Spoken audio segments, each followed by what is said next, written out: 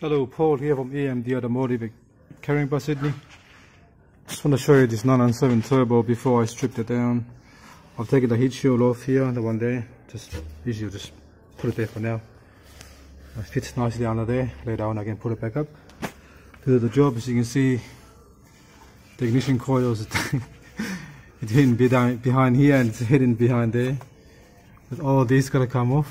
It's really hard because you gotta be careful not to break anything, so you gotta put the engine down, you gotta go on top and pop that pipe at the back there. You can't even see it down there somewhere.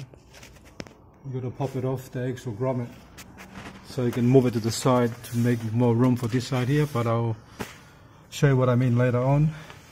So I've taken this one off. It's very important not to break this, and then don't just pull it off because this little part they can break off, and that will be very expensive because it comes with the turbo. Comes with the turbo itself. Alright, so it's just a little hint.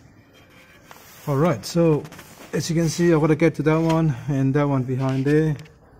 All this got to come off to get to that.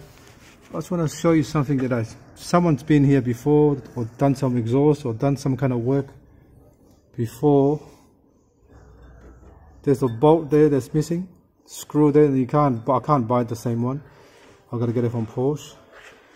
It's missing from there, so they didn't put it back on. So if you look at this side here that I already stripped down, there's one here, there's one there on this car here, but they didn't put anything on this bracket here that holds the turbo up to the top.